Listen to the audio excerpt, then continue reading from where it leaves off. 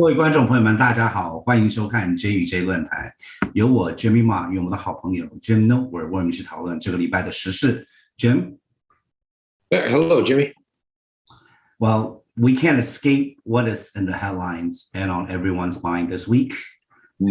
January 6th committee is being televised as a show. And sadly, more than half of Americans, according to research, do not nor want to know what really happened. To me, I don't think the outcome will really change anything, especially with economy and the war and what's going on. What is your take on what is being revealed in this past few days? I guess I have three takes. The first one is what you just mentioned. I don't think this is a pressing issue on most people's minds. Most people have acknowledged the election happened to varying degrees. They either agree that it was valid or that there was some mischief going on, etc. I don't think the idea that it was, quote, stolen is very widespread. But one way or another, the election happened, there was a change of administration, and I think the country's moved on. I think part A of the public's disinterest in this topic is they've got many, many other things on their mind that they have to worry about, notably inflation and interest rates and the economy in general. And B, they're looking forward, not backward. And many people that I talk to that are not interested in this figure this is just more Washington gymnastics going on to see who can arm wrestle the best. I think it is important that we understand what happened, just like when you have a trial, a criminal trial, you have to find out who committed the murder. And the chips may fall where they may. If you aren't willing to convict people against criminal laws, then you have no rule of law. So you do have to do this. But I'm not sure that most Americans are not interested in watching the legislative process either. Legislation is the term making sausage, which is really ugly. Most people say, just tell me what the results are, and then I can vote the way I want in the next election. And that's it. They're not interested in all the activity that goes on. That's all item number one. Item number two is, I must say that the revelations that have occurred have educated me on many, many things I didn't know. The overwhelming new bit of information is the extent to which Mr. Trump's associates did not believe the election was stolen, that the results were conclusive, and tried to convince him not to protest the election, to concede with grace and move on. But B, how he rejected that advice consistently and continually, and then the lengths that he went to try to persuade other people that the election had been stolen, et cetera, et cetera. And I would guess C, given the lengths that he went to, how it has undermined his credibility and the credibility of other people around him, namely people like Rudy Giuliani, possibly Sidney Powell, et cetera, et cetera.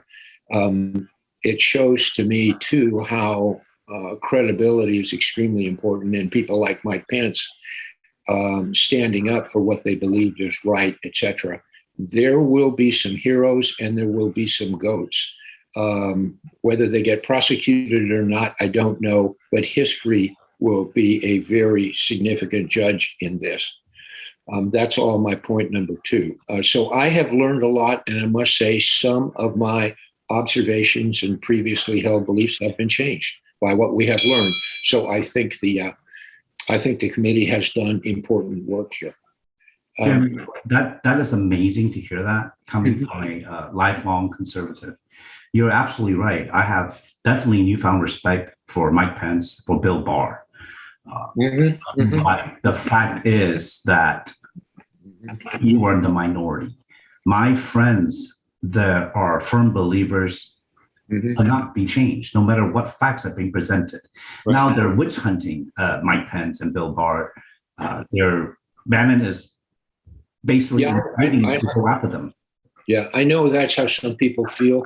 And back to point one, they can feel that way all they want, but it won't get them anywhere. It won't do them any good, etc., etc. The group of people that you're talking about is both dwindling in size. I may be one of the group that was there and has left because of new revelations that we've learned, and don't feel quite as strong as before. But then his nominees, the ones that he backed in this upcoming election, has all. Well, that's a slightly different topic. Let me get to that later. Mm-hmm. Okay. But the third item is, I don't think the January 6th committee is interested in telling the whole story. I think what they're interested in doing is finding that Trump committed wrong and demonstrating how that occurred. And when I say that there are other parts of the story that needs to be investigated and told are, why was the Capitol so ill prepared? What happened in the inner workings of the relationship between the Capitol Hill Police, the DC Police, the Speaker's office, the Sergeant at Arms? There's a whole lot of information that the public does need to know, because when you get back to the question, what can we do to make sure this never happens again? I don't think the country is ever going to see a president like Donald Trump again, but the country could see other dangers like this. I would hope not, but to me, it's like buying an expensive insurance policy. You need the insurance to protect the institution. And by the institution, I mean the Capitol building, but I also mean the institution of law enforcement to protect the Capitol and the elected officials that work in the Capitol. There were, I still think, either laws broken or missteps. People made mistakes, and we need to find out what happened there. For instance, the gentleman who shot Ashley Babbitt, what prompted that? How did that go? Why was it kept under wraps for so long? Then the other set of questions is, who are these people that committed all the mayhem? The Proud Boys, the Oath Keepers. I do think we need to learn a lot more about them. I'd like to know a little bit more about their ties to Donald Trump, if there are, what they are. Or do they have other ties elsewhere? What's going on? There's been a little bit of that, but not enough to satisfy me, for instance. So I think there's a whole lot of unanswered questions, and I'd like to believe that if the House changes parties, the leadership changes parties in November, that the new Republican administration will look into those questions. I think they will, and I hope that they will. And number four, I did say three, but I'm going to give you a fourth. Number four is that I think the Democrats that run this committee, the January 6th committee, and it is overwhelmingly Democrats, and we can go into the composition of the committee, that's a separate story. But I think they're doing the Republicans a big favor, even though the Republicans may not like it. It's what I call tough love, okay? And by that, I mean that they are undermining the ability for Donald Trump to run again if he chooses to, or, and they're also posing the question, did he commit criminal acts for which they can be prosecuted? And what that means is a lot of the Republicans who no longer have faith in Donald Trump, but are not willing to come out publicly and oppose him, will find him excised from future power. Now, that's speculation on my part, but I think the momentum is gaining that will be the case. I truly, truly pray for our nation, for our people, for us, that what you say is true. And I feel very, how do I say this, relieved, because I don't know what you're going to say. I don't know whatever you do believe in, I have to respect and agree to disagree. But yet, what you said is about the most as fair and as reflective as a conservative can say.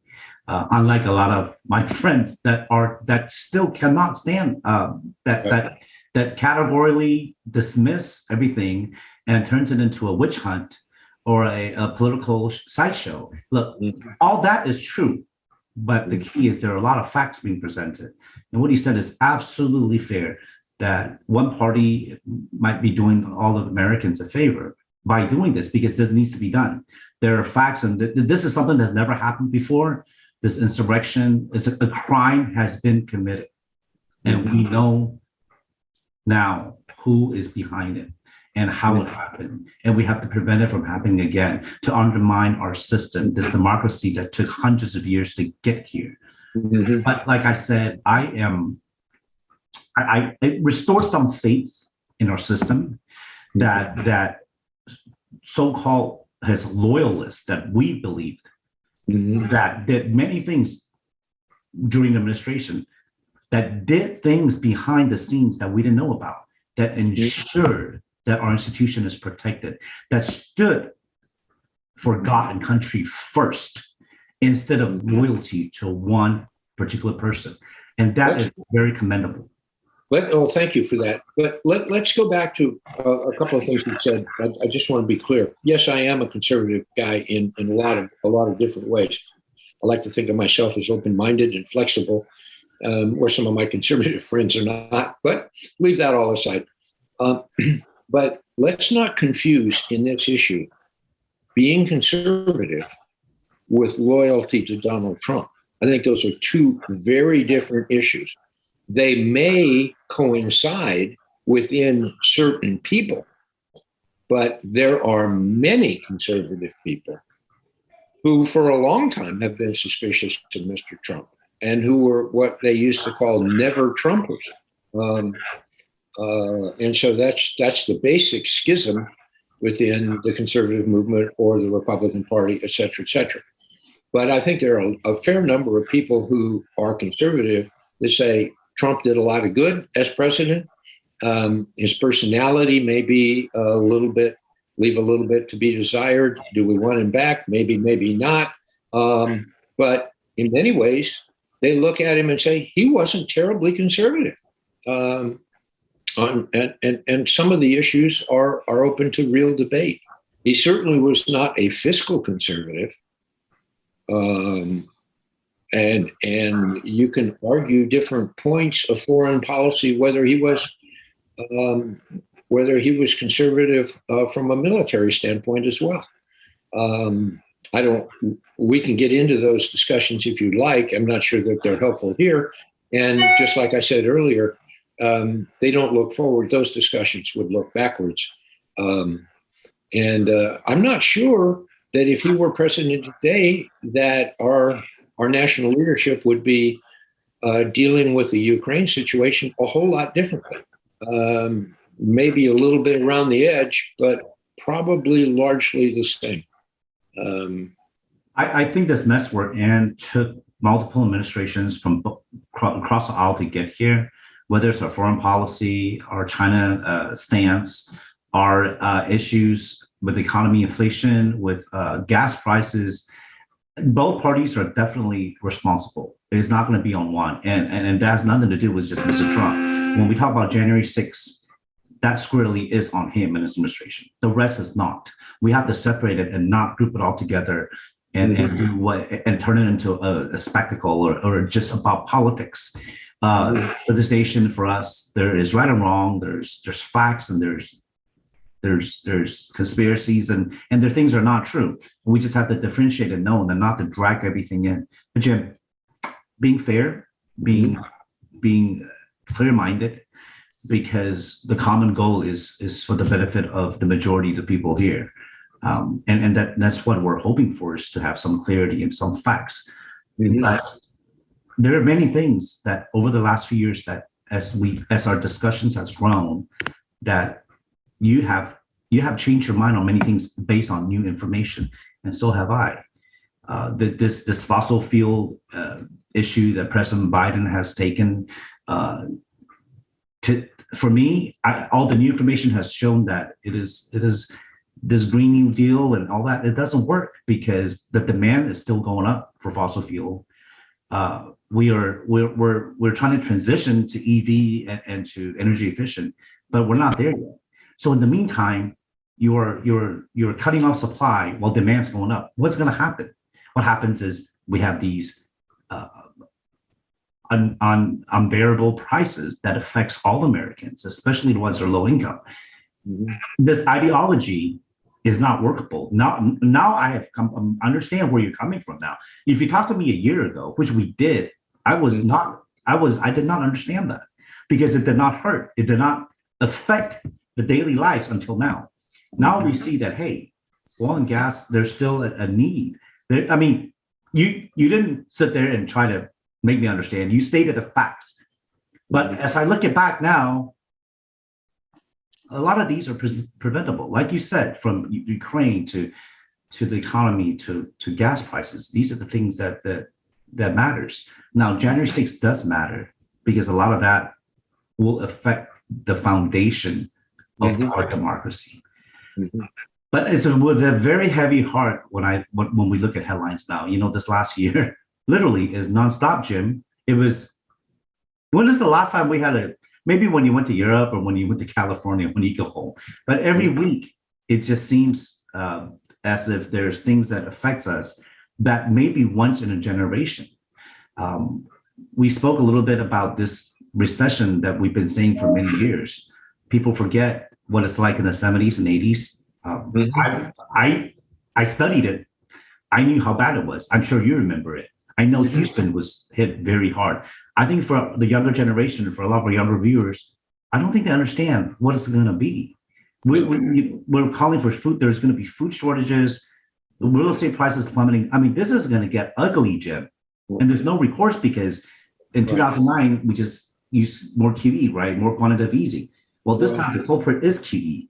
There's no way out of this. No, there isn't. And I think you're right. The vast majority of adults, anyone under about 55 or 60, simply hadn't lived through it. It was like me growing up and having my parents and grandparents talk about the Great Depression. Couldn't relate to it because it had gone on too much earlier. We couldn't feel the symptoms. And back to the first item that I mentioned about the January 6th, people are beginning to feel pain, and that is what's dominating their attention right now, their political attention, their job attention, their social attention, etc. And they fear that it will get worse. They just have this innate thing that things are gradually getting worse, but that will accelerate. So that's all what I might call the first point going on now because of the economy.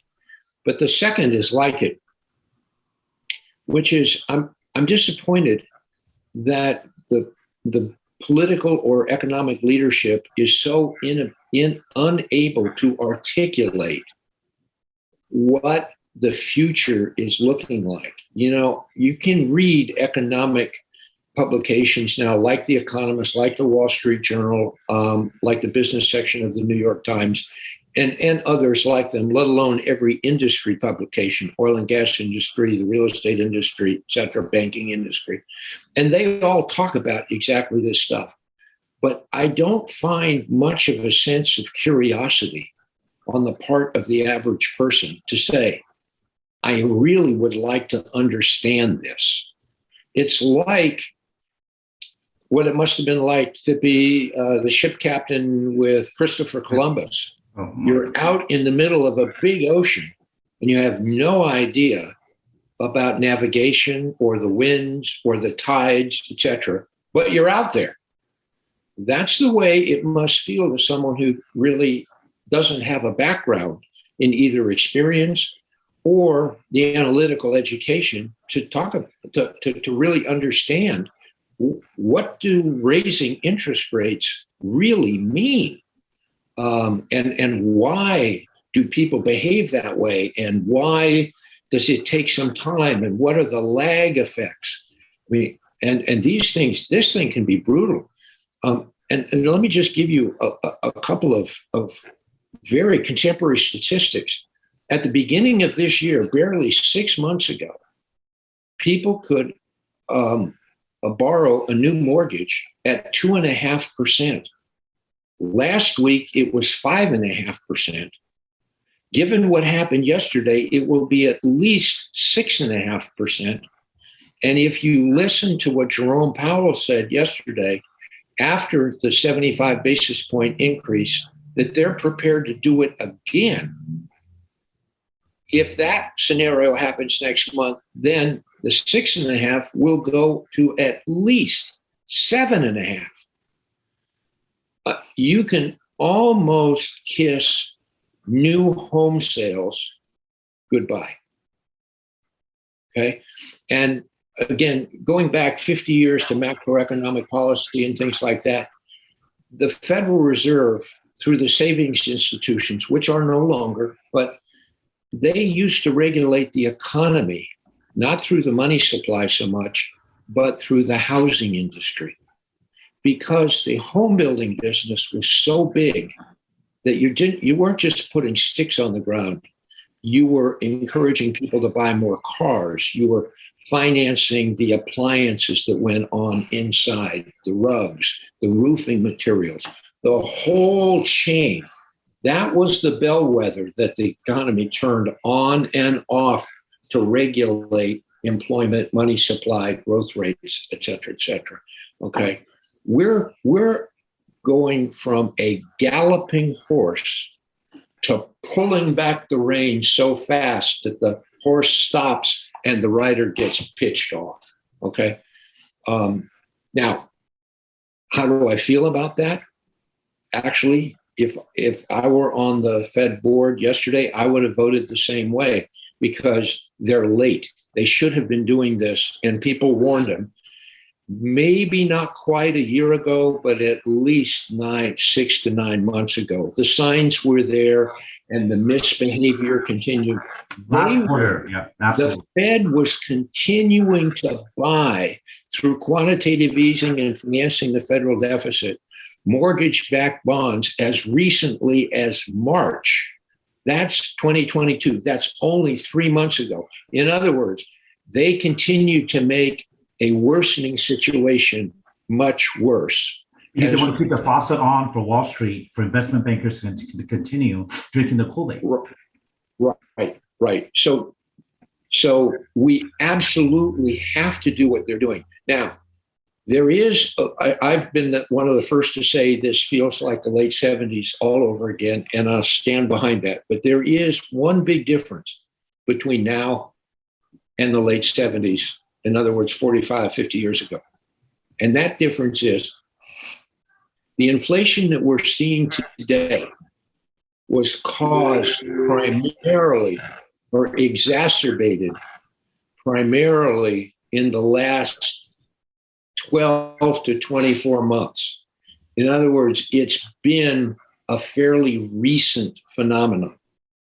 The quantitative easing really accelerated, and the fiscal stimulus through the latter part of the Trump administration and the beginning of the Biden administration. Back when Paul Volcker was appointed in 79 and raised the interest rates in 80 and 81 so extremely, that was about the 15th year of steadily growing inflation. Okay, inflation had really started. The seeds of the problem had really started in the late 60s through early 70s with the Vietnam War. Lyndon Johnson and then Fed Chairman Martin really started opening the monetary spigots that early. And it was a long, gradual expansion. We did some of that with quantitative easing in 2007-8, which is the beginning of 15 years ago. But it really kicked up much more recently. And why am I saying that? I think we have the opportunity, if the Fed acts as it's done in the last month, as abruptly as they have, we may be able to turn it off and fix it faster than some economists are saying. But we're not going to know until we do. We're not going to know until the pain that they've induced actually begins to take hold. And it will probably take 2 or 3 months for it to happen. But the consequence of that is the way that you reduce demand, which is what has to happen to reduce inflation, is going to cause a loss in jobs. It's going to cause a loss in a lot of asset values, the bond market in particular, also stock market. Stock market, not just because of returns on equity, in other words, PE ratios will come down, but the earnings themselves are beginning to falter because of the wage price spiral. Okay, it hurts everybody. It hurts the guy who gets a wage increase because his increase isn't as much as the price increase, and it hurts the company that employs him because they have to pay more for the same value of work. Okay, and maybe in a difficult environment, they don't have the pricing flexibility to go on. For instance, a year ago, interest rates were beginning to go up in the housing market, and construction prices were beginning to go up. And many home builders said, "Oh, that's okay with me. I'll just charge more." And they did. They had what's called pricing power. They had it then. They do not have it now. Okay. Right now, you're getting sticker shock out there with housing buyers as well as mortgage shock. So anyway, we're in for some very tough times in the short term. I'm hopeful that they take effect quickly. But one of the things that scares me a little bit is the producer price index is bigger than the consumer price index, which means that the goods that go through the economic system cost more going in than they do coming out, which means that inflation is going to continue for a while. Is that a while? 2 months, 3 months? Is it 6 months to a year? More. Honestly, I don't have enough data to make that estimate. But it will go on for a while, at least a few months. You know, I personally think it will be even longer. But like I said, Jim, since the fourth quarter last year, we've been saying the same things. That this rah-rah, we gotta stop and really look and see, hey, where are we going with this? It repeats every decade or every 15 years, and people just seem to forget. But Jim, we really appreciate your insight. We could talk about this for hours, and I think we should. I think we will give our audience a chance, perhaps next week, to do another show, because people need to hear this. And I think from a real estate perspective, from a federal perspective, which you have, from a state, from being leadership in government to being in private enterprise, I think you can bring a very unique view on what needs to be done and what, as consumers, what as citizens, what should we do in the next 6 months to say tighten our belts, to buckle up. What specifically steps we will take. We're running out of time once again, Jim. Thank you so very much for your help, and we hope to see you soon. We'll talk about this. We'll continue this conversation next week. Good luck on your trip to New York. Bring back some reality, Jimmy. Thank you. Thank you, Jim. Take care. 谢谢收看。